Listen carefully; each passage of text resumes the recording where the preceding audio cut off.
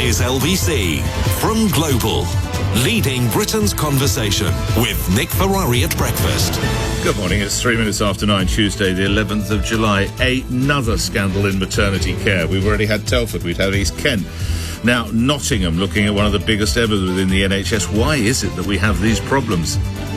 In other news, how safe are our schools or our classrooms in the light of a teacher reportedly being stabbed by a teenage pupil?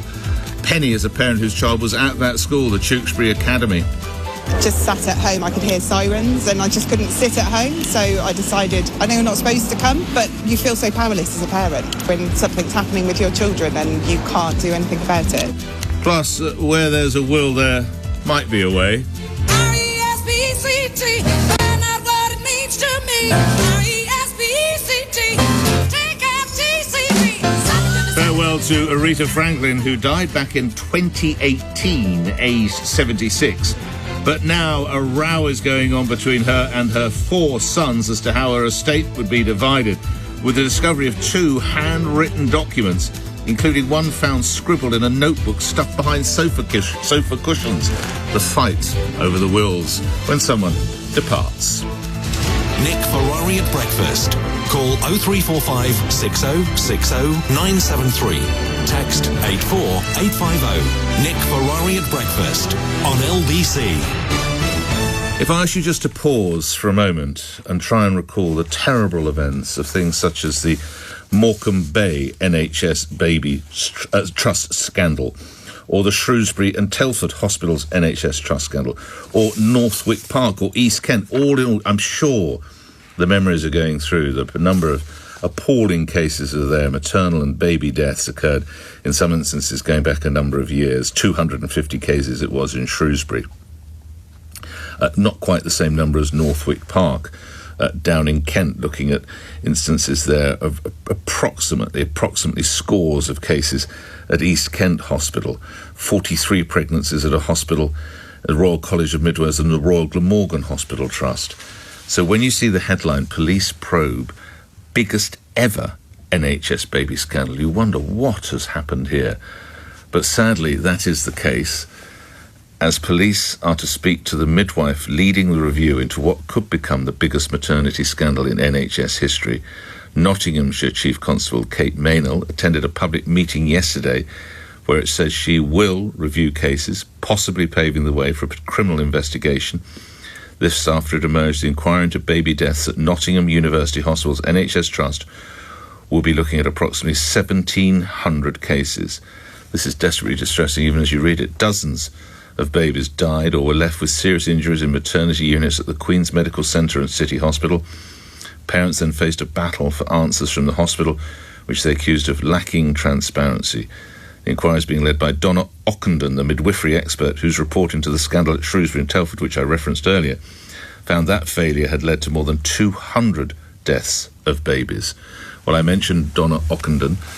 This is her speaking yesterday about why she feels so passionately about getting to the truth. I know there are families who never brought their baby home, or babies who did come home who died very shortly afterwards. And I know that there are little boys and girls out there in Nottinghamshire today without their mummy. Now, Jack and Sarah Hawkins, their baby died before birth in one of the Trust's hospitals back in 2016 and have since been campaigning. They said this. So we hear that people don't really believe it's true, that there is a maternity scandal. Today, surely they can no longer hide from the fact that the maternity department here have harmed so many people. We're talking people that have left the hospital without their organs, empty car seats. You know, we carried a tiny white coffin. It's absolutely horrific. Oh, dear. Here's the chief executive of the relevant trust. We need to stress he's only been in post since last September. Anthony May addressing the scandal yesterday. I think we made a start today and making it absolutely clear that we recognise our failings, that we want to regain the trust of the public, that we want to come and meet them on their terms as we have done today, and listen to them, because in listening we hope that we can make any changes stick. We'll be speaking with a mother with personal experience in just a moment, but let's get a legal overview. Stephen Jones is medical negligence partner at the firm Lee Day. They're acting for families involved in this scandal. What do you hope this inquiry, led by Donna Ockenden, what are the questions it needs to ask in your view, Mr. Jones? Good morning. Good morning. I think that the overriding question is, why are we here? Why are we talking about another maternity scandal? As you said before, following on the heels of Morecambe Bay, Shrewsbury, East Kent, it suggests that lessons haven't been learned. And that's obviously the prime focus of any inquiry, is to get to the bottom of exactly why things have gone wrong and to make recommendations to put them right. Because every single family that's in this position will say to you, we don't want this to happen to anybody else. So that's really Donna Ockenden's task in terms of getting to grips with everything. There's no reason on earth why you should know the answer to this question, but do we have similar issues in other developed countries such as France or Italy or the United States? Or is this something seem to be uniquely British? I mean, I wouldn't know. What I do think is quite extraordinary, though, is that the scale of things in such a deeply personal, deeply distressing scenario like this. In Shrewsbury, I think Donna Ockenden's inquiry concluded that more than 200 babies and mothers' lives could have been saved with appropriate care. East Kent, we're talking about 45 babies' lives. I mean, these are extraordinary figures. They really are. And when you think that the inquiry is now looking at 1,700 cases from 2012, I mean, it's just really deeply disturbing. What needs to come out of this inquiry? I think there needs to be a change of culture. I think that one of the reasons that things go wrong is because people don't accept that they need to do better. I think that some of the situations that we see are situations that have happened before. We see the same sort of mistakes repeated. And I think that speaks volumes as to a culture that closes its eyes, doesn't necessarily listen to families, doesn't necessarily listen to women, and needs to take on board the recommendations and lessons that can be learned from previous investigations. Stephen Jones, thank you. You're a medical negligence partner at the firm Lee Day. You're acting for families involved in the scandal. Now, one family, the mother is Reverend Charlotte Cheshire. Her son, Adam, was left severely disabled after delivery at the Royal Shrewsbury Hospital in March 2011. So this is not the Nottingham case. This is obviously the one that Mr. Jones referenced earlier. And Reverend Cheshire joins me now. I hope it's not distressing to ask you just to briefly go over the details. What happened to young Adam then upon birth? Good morning. Good morning, Nick. That's fine. My son, Adam, as you say, was born in March 2011. My pregnancy had been perfectly normal, no sign that anything would be wrong, despite the fact that I was under consultant-led care, so you would have assumed that they were looking for anything that could have gone wrong. But as became evident, he had become infected with group B strep meningitis at birth, and despite there being many signs of his developing illness, staff at Shrewsbury Hospital weren't alert enough. They didn't notice in time, and to make a long story short, he ended up in neonatal intensive care for 23 days. He was in an induced coma. He was on life support. Nobody expected him to live. Thankfully, he did live, but he has been left hearing impaired, visually impaired, global learning difficulties. He's 12 years old now, but he has a developmental age of approximately 3. He now lives at his residential special needs school because of the complexity of his disabilities, and he will never live an independent life because of the injuries he sustained under the care of Shrewsbury Hospital. I imagine they're seared on your conscience forever. What can you share absolutely. with my listeners, your memories of 12 years ago, that night or morning?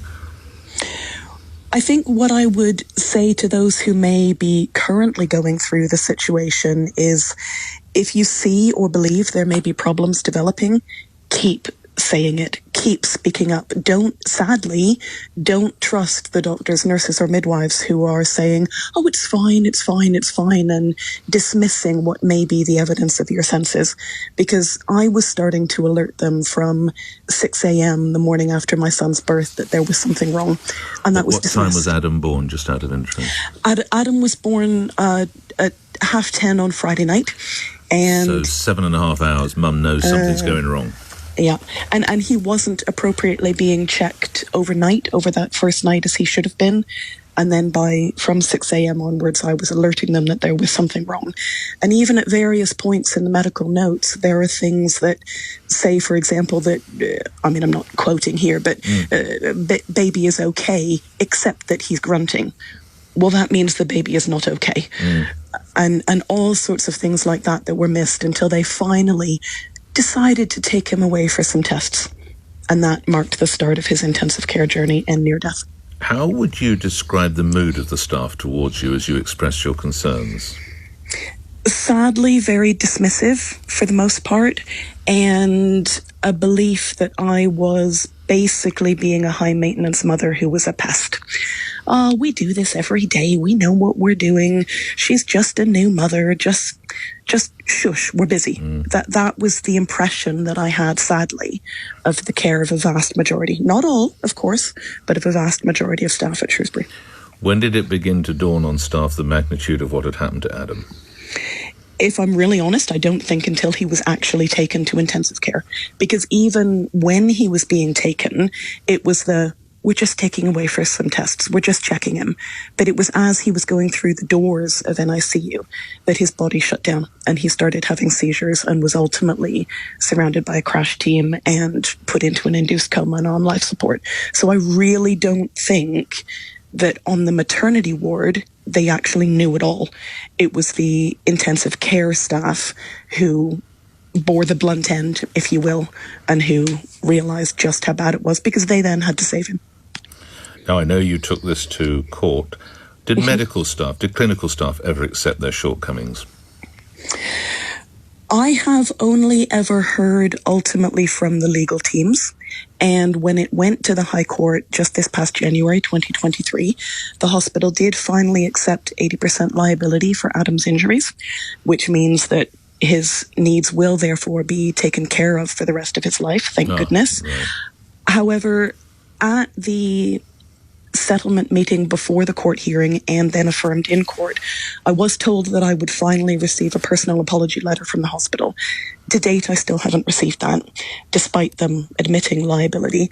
And I've certainly never had conversations with any of the clinicians directly involved. It's only been solicitor to solicitor. So what would that mean to not you? As far as I know. If a consultant or a doctor were to contact you and say, Mrs. Cheshire or Reverend, whatever you want, we got it wrong. We got it wrong because of A, B, C. What would that mean to you? To be perfectly honest, it would result in me being in floods of tears. Because the simple fact is that as so many families involved in this situation, and as Nottingham families are now realising, I spent years fighting to be heard while being fobbed off or the hospital denying liability or being told, it was terrible what happened to you, but it's just one of those things. So if I ever heard somebody actually say, we got it wrong and we're sorry, that would be huge. It doesn't change what happened. Nothing can change what happened. But an apology still has power. And one thing, if I may, that I think is really important to mention. Go ahead. There is all of the news, quite understandably, that the Nottingham inquiry is now set to become the largest in the UK with 1,700 odd families. I don't know the exact number. And it is frequently being reported that Donna Ockenden ultimately found that there was just over 200 babies who avoidably died at Shrewsbury Hospital. That's important. That's true. It's also important, I think, to note that the maternity care of 1,486 families at Shrewsbury was investigated, many of whom found failings. So obviously tragedy to those 200 odd families. But there was actually nearly 1,500 families who were affected. And by way of scale, that makes a difference because it means Shrewsbury wasn't that much smaller than Nottingham. No. I'm grateful for your time. Reverend Charlotte Cheshire, talking about your son Adam and what you experienced at the Royal Shrewsbury Hospital.